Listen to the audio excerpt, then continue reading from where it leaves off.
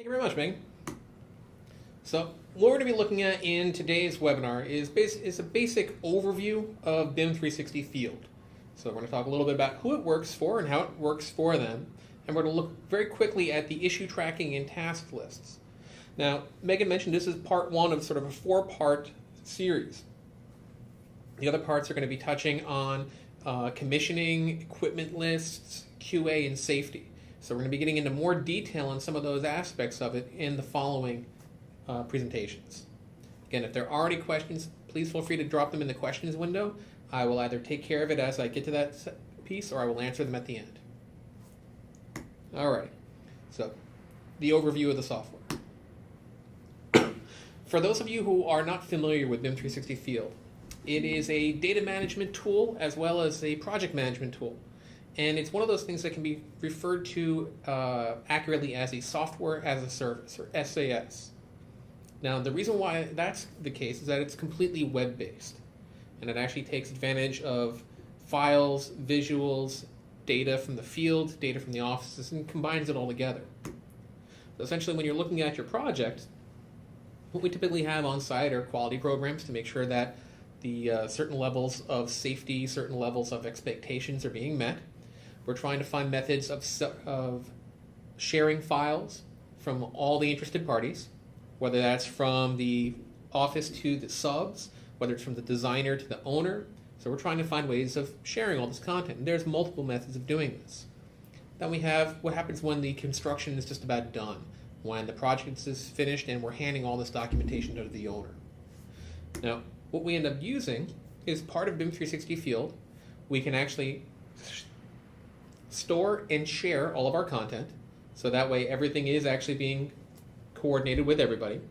We can create checklists that not only are able to be seen online and automatically updated, but we can force them to be shared with the correct people.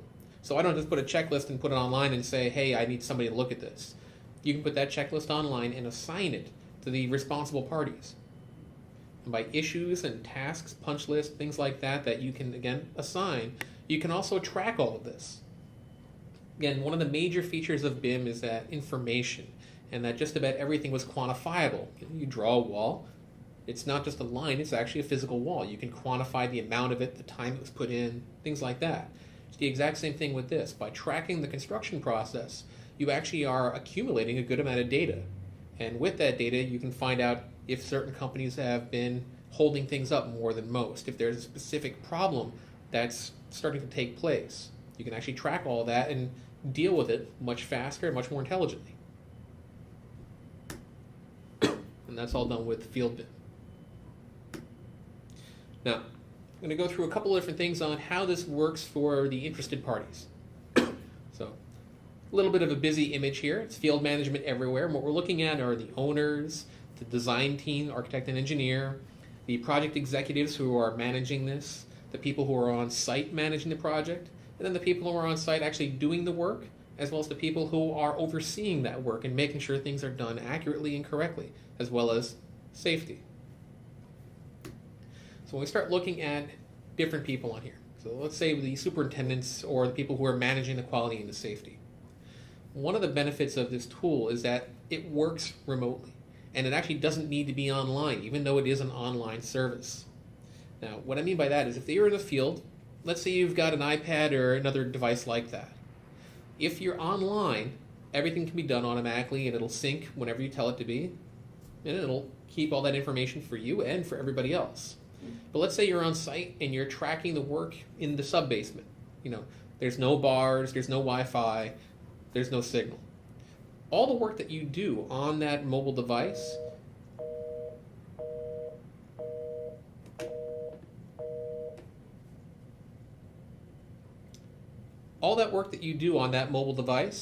is set up so that way you can actually track that information.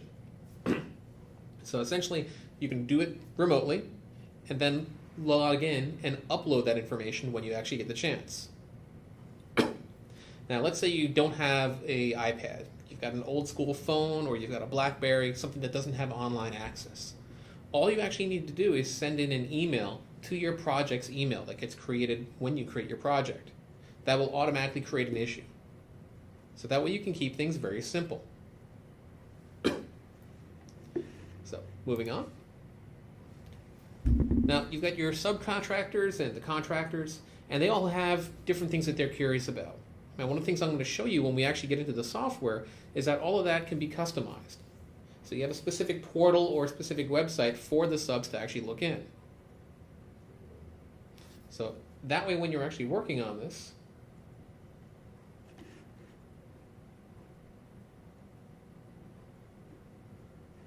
oh dear.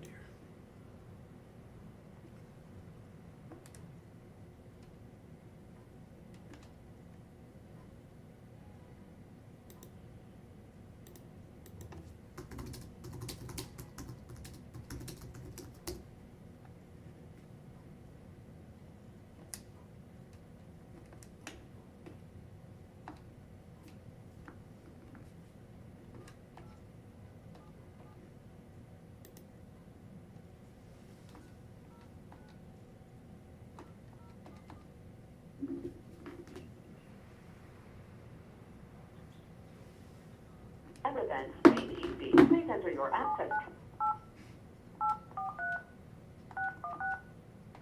to enable audio controls. Please.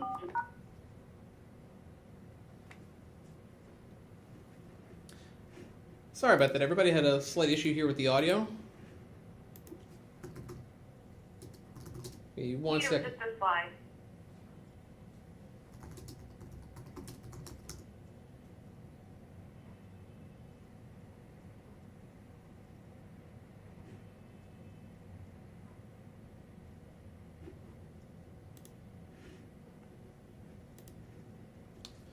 Alrighty, sorry about that. So, going over the subcontractors and the people in the field. Now, there's actually a specific portal for the subcontractors to access. Now, the benefit of this is when we start to actually get into the software, I'll show you this, but when you log in, you're going to have a specific portal that shows you the information that you need. What I mean by that is that the owner is going to be interested in certain data. The architects, certain data, the subs, certain data.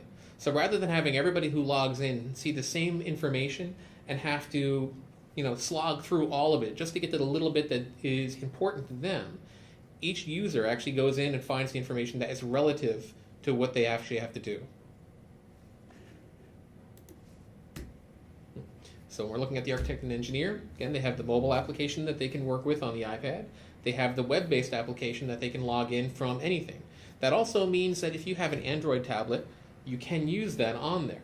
The key thing there, though, is that you do actually need to be connected to the internet. The only one that works without a signal is the iPad app currently. So if the architect is actually looking at the spec, they're looking at the site, there's issues, they need to comment on anything, they need to upload new files so people can actually look at them. That's all available through the web for them. And again, because it's all inside of one location, you're not having to say, okay, I'm going to look at this program to download this file. Then I got to go over this program so I can actually view it. Then I got to go to this program so I can actually make a note. It's all coordinated.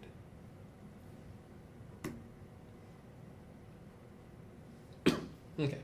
Now for the project managers, comes in some of the reporting. This is what I mentioned earlier. Because everything that's actually being done on the actual site, whether it's creating an issue, checking off punch lists, saying that something is ready for review, and then finding out that that thing really wasn't ready and it failed. So all of that information is something that you can have generated by reports. And I'm going to go into that in a little bit more detail when I hop inside the actual software. Again, each user on the team, they're going to have specific tools that might work better for what they need. And the users in terms of subcontractor, contractor, owner, that's not just a term that we use for these kind of people who are accessing the service. You can actually use that method and that terminology to manage user security or user rights. Now on the owner side, again, they can use this to keep track of the project, find out if there's any issues, if you want the owner to walk through something or to see where certain things are for the punch list. Again, all that information is on there. They can easily check that and work on it and coordinate.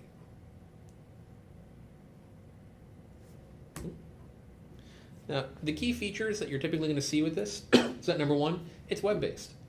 You don't have to have a Mac, you don't have to have a PC, you don't have to have an iPad. Anything that can get online, you access the website and you're golden. If you have something that can't even get online, well, that's where you take advantage of the phone. If you can send an email from your phone, you're good to go. That's essentially all it needs is that email.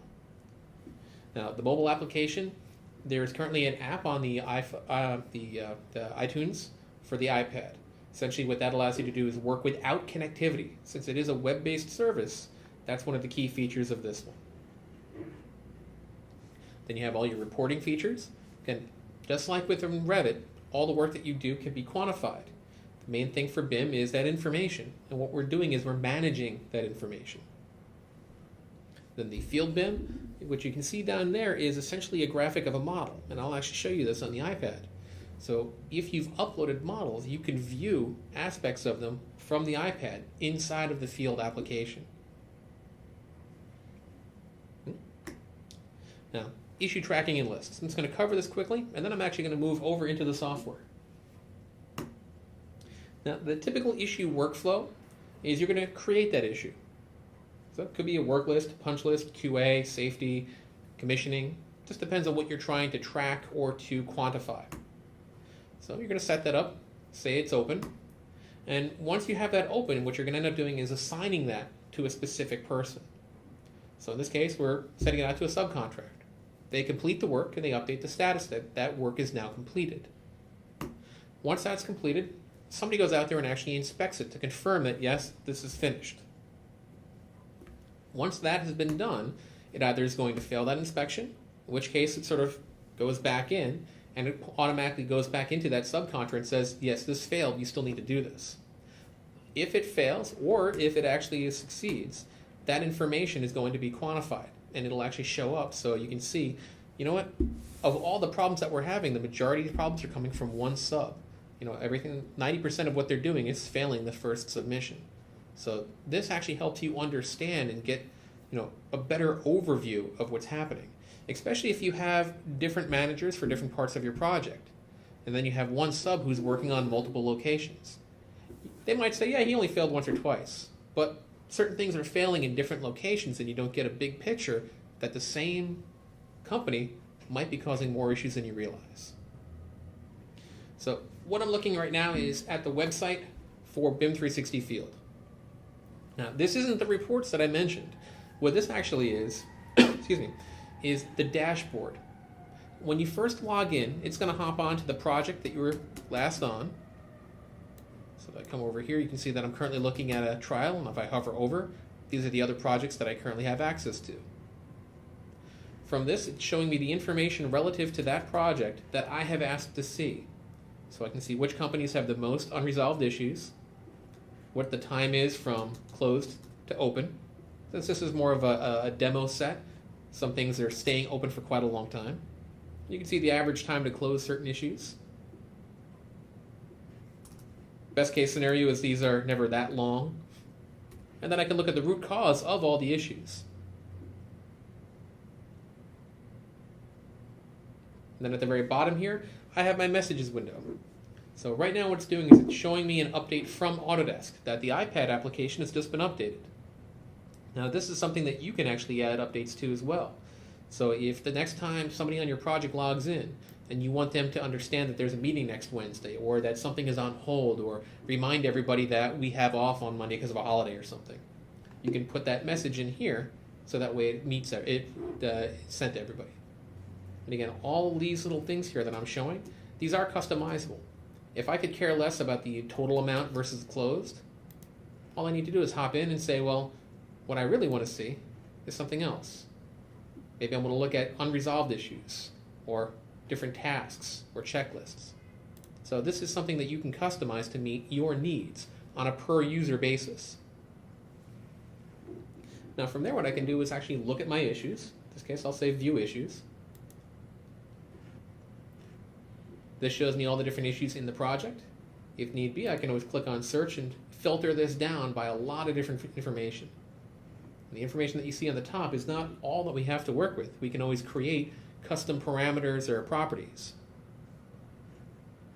And if I notice over here, this one has an attachment. So what I'm actually going to do is look at that one. It shows me that it's a work list, Gives me my ID, the text that might be in there, what company it's been assigned to, when things are due, what location in the project this actually exists in. Then I can look over here, and I can see the attachment is a PDF for technical information for equipment. I can also maybe put in a comment on this, and I can see the history of this. When did somebody edit this? When did somebody change this? Because again, since this is actually being done online, every little piece of information is tracked. So I can tell or understand when things are being added, when things are being modified. If I go back home, you'll notice that underneath View Issues, there's another button for Issues. This kind of confuses a lot of people at first. The difference is View Issues shows me all of them. Issues here shows me issues based on locations in the project. So if I'm looking for specific places, or just show me everything in, say, Section A, this now shows me all those issues that happen to exist just in that location. So maybe you want to break the project down into responsibility or area or time frame. This allows me to do that. And I can see who did it, when they did it, when it was created, where it is, what the company is, and all that other information. And like anything else, I can always modify this to show me more or less data.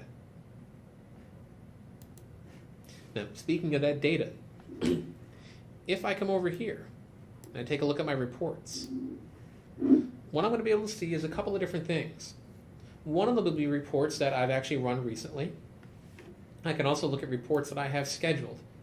Essentially, this is a report that I want to know all the time. So how much time is it taking to close issues? So I have this set to run weekly. So these are different things that you can actually put on a schedule. Now, if there's a report that you've customized that you don't want every Monday or every Tuesday, but you don't want to have to redo everything, there's ones that you can actually customize, create, and then save them. So that way I can run them when I want to, without having to modify my settings. Now, of the reports that I have issues. You can click on this, and you'll see there's a lot of different methods of organizing and communicating these issues. But again, it's not just click on this and it's finished. It can be, but maybe you want to modify this a little bit. So I've got my different checklists. And these are ones that I can actually save, I can export, I can modify. So if I have somebody who wants to go out into the field with a task list, they prefer to stay, for whatever reason, they still really want a pen and paper on a clipboard. Not a problem. I can take this, print it out, give it to them, and when they come back in, they can just upload the information from the office. Now, also with this is if I go back to the home page, what you'll notice is that there's a button up here for the beta of the home page. Now, the benefit of this is that rather than actually setting things up to look a certain way on a certain sized screen, they realize that a lot of people are accessing this from phones, from iPads, from smaller laptops or larger laptops or desktops, or they're using, say, plasma screens in a meeting room. From that, this is much more flexible and much more in line with BIM 360 Glue's website and interface. So, same data. It's missing one or two features, that's why it's in beta. But what they're looking for is you to give feedback on this to make sure they're going in the right direction. So the nice thing is, as I modify the size of my window, these will automatically adjust with that so that things are still legible.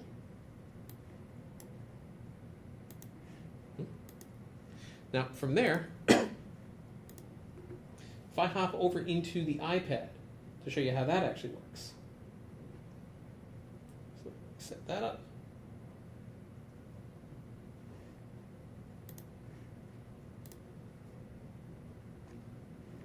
So what we're looking at now is the interface for BIM 360 Field on the iPad.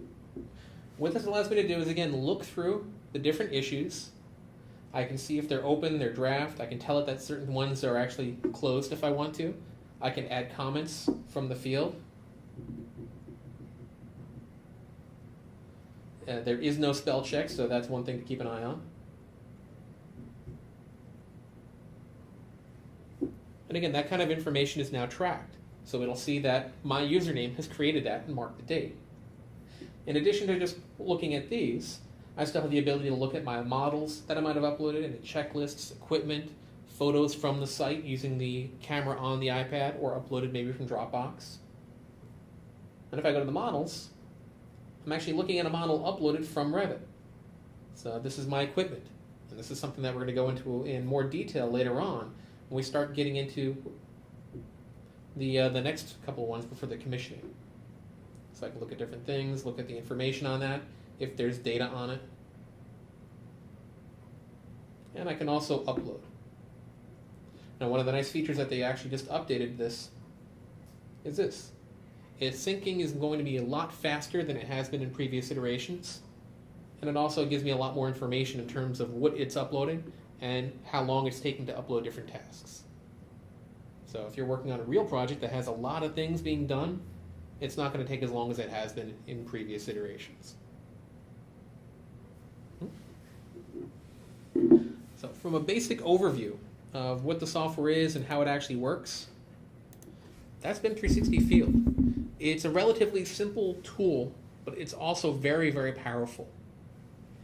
So the main thing is trying to organize and help you manage your construction projects and make sure that everybody that's working on the project with you is getting the information in a fast, accurate, and communicatable time frame.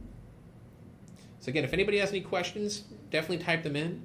One of the questions that we got here was, what is the difference between BIM 360 Field and BIM 360 Glue? That's a good question, especially after the last image I showed that had a 3D model. Easiest way to look at it is this way, that BIM 360 Field is more of a project management and coordination tool, but it doesn't actually do the coordination with the 3D geometry. This is more for the actual field.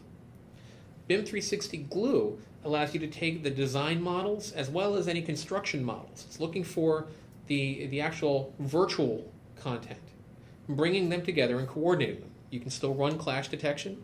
You can actually upload content. You can track that. And you can also view that in the field. As part of the roadmap moving forward, the two of them are going to connect a little bit better, so that way they can share the information that's in the database. At the moment, they're still a little bit separate, but that's one of the things they're working on. So what we looked at was just the basic overview of BIM 360 Field. Again, we're going to have follow-ups that go into more detail on specific aspects. We looked at who it works for, and in general, it works for everybody on the project. But the nice thing is, it customizes itself for the different roles. So it's not a one-size-fits-all, but it's one tool that can work for everybody on that project. And then we took a quick look at some of the issue tracking and task lists, and what kind of information you can put in there. Yeah. In summary, main goal as always, we want to improve profitability. We want to enable better quality and more safety. More safety means better insurance rates, faster project timelines, and doing all of that above will help you win more business.